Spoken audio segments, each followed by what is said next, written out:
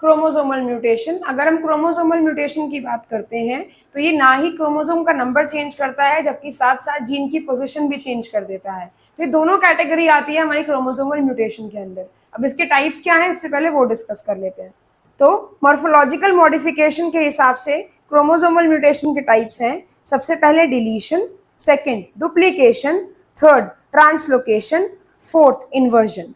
तो ये सारे टाइप्स हैं हमारे क्रोमोसोमल म्यूटेशन के।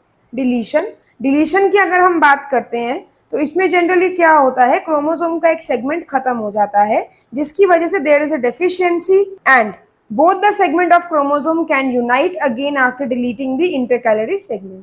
सेकेंड आ गया डुप्लीकेशन। डुप्लीकेशन में क्या है, क्रोमोसोम्स में एक जीन या मेनी जीन का नंबर रिपीट हो जाएगा ट्वाइस या मोर देन वन टाइम। ऐसे केस को हम डुप्लीकेशन कहते हैं। This is more significant than deficiency. ऐसा देखा जाता है सलाइवरी ग्लैंड्स ऑफ ड्रोसोफिला में। थर्ड आ गया translocation. If the broken end of a chromosome join to another homologous chromosome, उसको ट्रांसलोकेशन कहा जाता है। Exchange parts between two homologous chromosomes are called reciprocal translocation.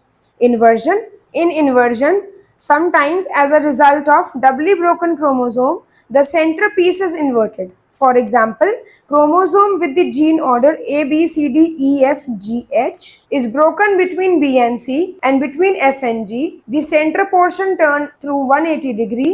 The resulting gene order is now A, B, F, E, D, C, G, H. तो ऐसे case को हम inversion कहते हैं।